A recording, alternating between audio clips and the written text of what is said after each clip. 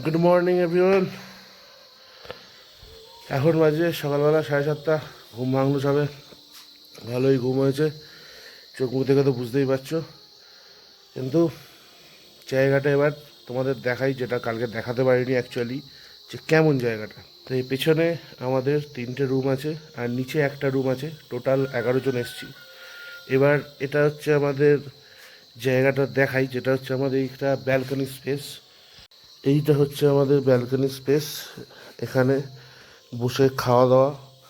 আর এই যে ব্যালকনির রেলিং, সামনে এরকম সোজা পাহাড়ের লেয়ারের পর লেয়ার দেখা যাচ্ছে। মেঘের জন্য কতটা দেখতে পাচ্ছ জানি না, কিন্তু পুরো লেয়ারের পর লেয়ার রয়েছে এখানে পাহাড়ের। অসাধারণ লাগছে।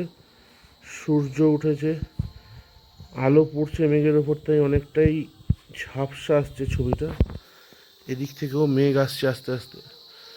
কিন্তু জায়গাটা সত্যি অসাধারণ, মানে সেই ভিউ, মানে ভিউটা সত্যি খুব মুগ্ধকর ভিউ যাকে বলে। মানে এখানে সারাদিন বসে থাকলেও মানে বোর হবে না, বোর ফিল করবে না। চলো তোমাদের একবার ঘরটা দেখিয়ে দিই, কেমন ঘর দিয়েছে আমাদের। এটা হচ্ছে আমাদের ঘর। এখানে আমাদের সব লাগেজ রাখা আছে। এই ঘরে দুটো, একটা এখানে, একটা এখানে, আর একটা ওখানে, দুটো ডবল বেড দেওয়া আছে, মানে 4 জন আরামসে শুতে পারবে। একটা ছোটো আয়নাও দেওয়া আছে। প্লাস এখানে এটা হচ্ছে আমাদের ওয়াশরুম। বেশ পরিষ্কার পরিচ্ছন্নই আছে, গিজারের সুবিধা আছে, কোনো অসুবিধা নেই। এই হোমস্টেটার নাম হচ্ছে যমুনা হোমস্টে, মাইরুন ভিলেজে। এইখানে তোমরা নিচে নাম্বার দেখতে পাবে, কল করো, এসো। সত্যি বলছি খুব ভালো লাগবে। মানে এখানে দাদা দিদি দুজনের ব্যবহার খুব ভালো, খুব সুন্দর সার্ভিস ওনাদের। এত সুন্দর সব কিছু আমাদের প্রোভাইড করছেন, যখন যেটা বলছি সেটা আমাদের জন্য অ্যারেঞ্জ করছেন। ইভেন বেড টিয়ের জন্য যাতে অপেক্ষা করতে না হয়, electric kettle, sugar milk pouch এবং টি ব্যাগ অলরেডি দিয়ে গেছেন রুমের মধ্যে, এবং সেটাই আমি একটু পরে বানিয়ে খাবো। এছাড়া এখানকার রান্নাবান্নার কোয়ালিটি, খাবারের কোয়ালিটি, টেস্ট খুব সুন্দর। আর আমাদের এই হোমস্টেটা আমিও এক জায়গা থেকে ইনফরমেশান পেয়েই এটা বুক করি। ওনাদের কাছ থেকে আমি রিভিউ পাই খুব ভালো। আমাদের এই হোমস্টেটা পার হেড পার ডে থাকা খাওয়া নিয়ে পড়েছে 1300 টাকা। তো রিজনেবল, অনেক রিজনেবল, মানে এই ভিউ, এরকম স্টে এবং এই ফুড কোয়ালিটিতে অনেক রিজনেবল প্রাইস এটা। আর এত ভালো ব্যবহার যে আমরা আগের দিন লাঞ্চটা মিস করেছি, তার জন্য আমাদের এতবার বলছেন ওনারা যে আজকে লাঞ্চটা করে যেতে, কিন্তু কিছু করার নেই, আমরা ঋষভ যাবো, ওখানেও আমাদের লাঞ্চ বুক করা আছে।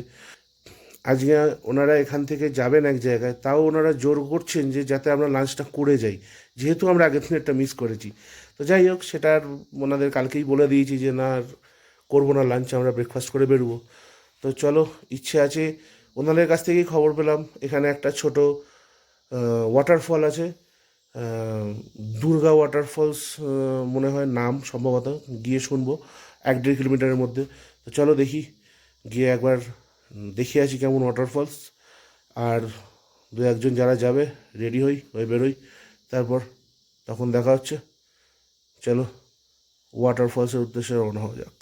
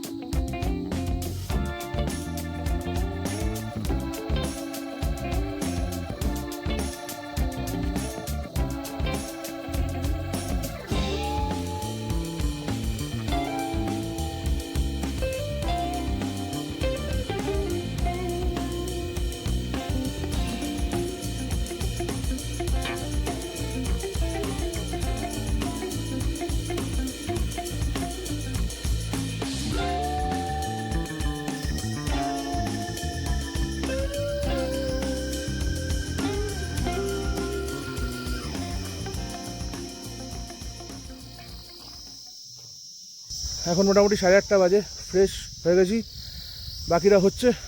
আমি ভাবলাম একটু ঘুরে আসি, এরকম ফাঁকা শান্ত পরিবেশ তো সচরাচর পাওয়া যায় না, তাই বেরিয়ে পড়লাম একটু পাহাড়ি রাস্তায় হেঁটে নেওয়ার জন্য। তো বেশ ভালোই, চারপাশটা সুন্দর ফুল ফুটে রয়েছে, জঙ্গল, পোকার আওয়াজ, খুব শান্ত পরিবেশটা। এখানে একটু নিরিবিলিতে হাঁটার জন্য খুব ভালো। আবার বেশি দেরিও করা যাবে না, আস্তে আস্তে ফিরতে হবে। এখন দেখা যাক, হোমস্টের দিকেই এগোচ্ছি আস্তে আস্তে, গিয়ে দেখি কত দূর ওদের সব কাজকর্মগুলো। আবার লাগেজ প্যাক করে এইসবের উদ্দেশ্যে বেরোতে হবে। চলো হোমস্টেতে যাওয়া যাক। তোমাদের বাইরে থেকে একবার হোমস্টেটা কেমন দেখতে সেটা দেখিয়ে দিই। খুব সুন্দর সাজানো, চলো দেখো কেমন দেখতে হোমস্টে আমাদের। এটা হচ্ছে আমাদের হোমস্টে, ওপরে ছাদেও যেতে পারো ছবি তোলার জন্য। আর এই যে ব্যালকনিটা সিঁড়ি দিয়ে উঠে গেছে, ফার্স্ট ব্যালকনি, এখানেই আমাদের রুম। এই সামনে দিয়ে রাস্তা চলে গেছে, আর এই আমাদের সব পরপর বাইক সামনেই স্ট্যান্ড করা আছে, একদম রাস্তার উপরেই হোটেল। এখান দিয়ে অপোজিটে পুরো পাহাড়ের ভিউটা পাওয়া যায়। এই হচ্ছে যমুনা হোমস্টে। চলো আপাতত লাগেজ প্যাক করি, তারপর ব্যাক টু রোডস। হোমস্টে থেকে বেরোলাম, লাগেজ এখনও প্যাক করে নিই, ব্যাক করব। জাস্ট একটা ছোট্ট দৃশ্য দেখতে এসেছি। আমাদের এই মাইরুং ভিলেজ থেকে মোটামুটি 6 কিলোমিটার মতো যদি নিচে আসা যায় সামনের রাস্তাটা দিয়ে, তাহলে ডুকা ভ্যালি পড়ে। সেই ডুকা ভ্যালিতে আছে ছাগে ফলস। সেই ছাগে ফলস দেখতে এসেছি, আওয়াজ শুনে তো বুঝতেই পারছো, ফলসের সামনে দাঁড়িয়ে আছি। ফলসটা দেখো, এই হচ্ছে ছাগে ফলস। অসাধারণ লাগছে, খুব সুন্দর, বৃষ্টি হয়েছে, পুরো ভর্তি জল। এই ছাগে ফলসে অসাধারণ ওয়েদার, এখানে পুরো ফাঁকা, শুধু আমরাই রয়েছি। কিছু ছবি ভিডিও ক্লিক করব, করে তারপর আবার হোমস্টেতে ব্যাক করব, লাগেজ প্যাক করব, তারপর রিসপ। চলো।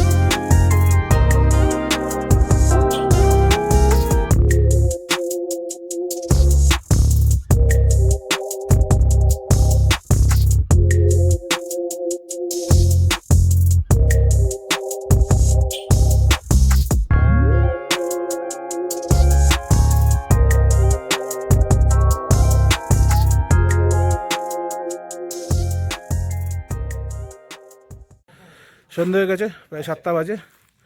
ঋষভ পৌঁছে গেছি। এই যে আমাদের ঋষভের হোমস্টে, পুরোটা উডেন, খুব সুন্দর হোমস্টে।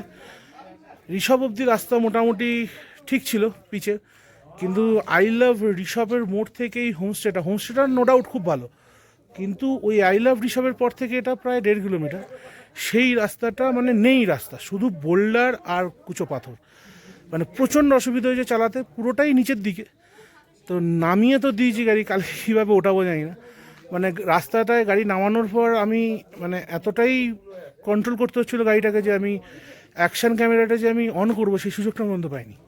তো যাই হোক, পৌঁছে গেছি, এসে লাঞ্চ করলাম, এখন একটু বসে গল্প টল্প হবে, তারপর কালকে এখান থেকে বেরোবো ঝান্ডি।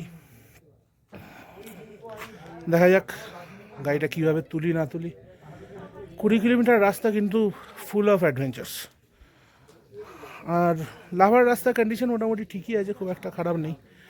যাই হোক, আমার সবচেয়ে ভালো লেগেছে আমাদের পেছনের এই যে বড় লনটা, এই পুরো লনটা আমাদের, এখানে বসে নিশ্চিন্তে আড্ডা মারো, গল্প করো। আর কাঞ্চনজঙ্ঘা যদি দেখা যায় ঋষভ থেকে, যেটার জন্য ঋষভ ফেমাস, কালকে সকালবেলা উঠবো, যদি দেখা যায় তোমাদেরও দেখাবো। প্লাস কালকে রুম ট্যুর, হোটেলেরটা পুরোটা বাইরে থেকে ভালো করে দেখিয়ে দেবো। চলো আপাতত আজকের ব্লগ এখানেই শেষ করছি। অফ রোড করে গা হাত পা ব্যথা হয়ে গেছে, তো একটু গল্প করবো বন্ধুদের সাথে, তারপর ঘুম। চলো, গুড নাইট।